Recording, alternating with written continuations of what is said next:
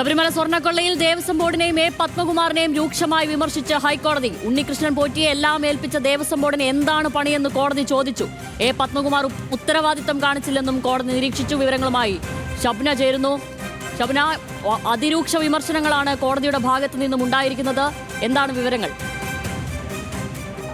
ഈ ശബരിമല സ്വർണ്ണക്കൊള്ളയുമായി ബന്ധപ്പെട്ട 3 പ്രതികളുടെ ജാമ്യാപേക്ഷയാണ് ഇന്ന് ഹൈക്കോടതി പരിഗണിച്ചത്. ഈ ജാമ്യാപേക്ഷ പരിഗണിക്കുന്ന വേളയിൽ എ പത്മകുമാറിൻ്റെ അഭിഭാഷകൻ വാദം നടത്തുന്നതിനിടെയാണ് കോടതി ഇത്തരത്തിലുള്ള പരാമർശങ്ങൾ നടത്തിയത്.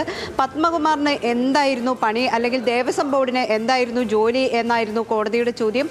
കാരണം ഈ ശബരിമലയിലെ സ്വർണ്ണവുമായി ബന്ധപ്പെട്ട് സ്വർണ്ണം പൂശൽ അടക്കമുള്ള കാര്യങ്ങൾ ഉണ്ണികൃഷ്ണൻ പോറ്റിയെ ഏൽപ്പിച്ചു. എല്ലാ കാര്യങ്ങളും ഉണ്ണികൃഷ്ണൻ പോറ്റിയെ ഏൽപ്പിക്കുകയായിരുന്നു. ദേവസ്വം ബോർഡ് ഇതിൽ ഉത്തരവാദിത്തം കാണിച്ചില്ല. ദേവസ്വം ബോർഡ് ചെയ്യേണ്ട ചില കാര്യങ്ങളുണ്ടായിരുന്നു. എല്ലാ കാര്യങ്ങളിലും ഉണ്ണികൃഷ്ണൻ പോറ്റിക്ക് ഇടപെടൽ നടത്താൻ അനുമതി നൽകി. ദേവസ്വം ബോർഡ് വേണ്ട ഉത്തരവാദിത്തം കാണിച്ചില്ല എന്ന വിമർശനമാണ് ജസ്റ്റിസ് ബദറുദ്ദീൻ ഉന്നയിച്ചത്. ഏതായാലും ഈ 3 ജാമ്യാപേക്ഷ, അതായത് പത്മകുമാറിന്റെ ജാമ്യാപേക്ഷ, മുരാരി ബാബു, അതോടൊപ്പം ഗോവർദ്ധനൻ, ഈ 3 പേരുടെയും ജാമ്യാപേക്ഷയിൽ ഉച്ചയ്ക്ക് ശേഷവും കോടതിയിൽ വാദം തുടരുന്നുണ്ട്.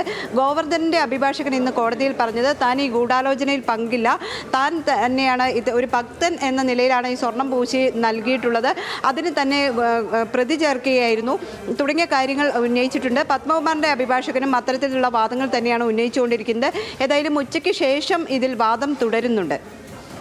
ഷബ്നയാണ് വിവരങ്ങൾ നൽകുന്നത്. ഷബ്ന, അതുപോലെ തന്നെ ശബരിമല സ്വർണ്ണക്കൊള്ള കേസ് പ്രതി KP ശങ്കർദാസ് അബോധാവസ്ഥയിലെന്ന അഭിഭാഷകൻ കൊല്ലം വിജിലൻസ് കോടതിയിൽ നേരത്തെ പറഞ്ഞിരുന്നു. അതിന് അനുബന്ധമായ ചിത്രങ്ങളൊക്കെ ഹാജരാക്കിയിരുന്നു. ആരോഗ്യസ്ഥിതി വ്യക്തമാക്കുന്ന ചിത്രങ്ങളാണ് ഹാജരാക്കിയിരുന്നത്. എന്താണ് ഇത് സംബന്ധിച്ചുള്ള വിവരം?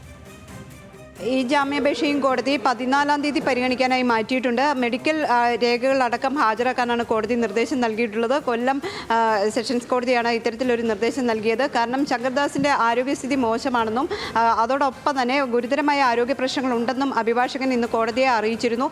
ജാമ്യം നൽകണം എന്ന ആവശ്യമാണ് ഉന്നയിച്ചിട്ടുള്ളത്. ഏതായാലും ചികിത്സ ഉറപ്പാക്കാൻ പറഞ്ഞിട്ടുണ്ട്. അതോടൊപ്പം തന്നെ മെഡിക്കൽ രേഖകൾ ഹാജരാക്കാനാണ് പറഞ്ഞിട്ടുള്ളത്. ജാമ്യാപേക്ഷയിലെ വാദം 14-ന് നടത്താമെന്ന് കോടതി തീരുമാനിച്ചിട്ടുണ്ട്.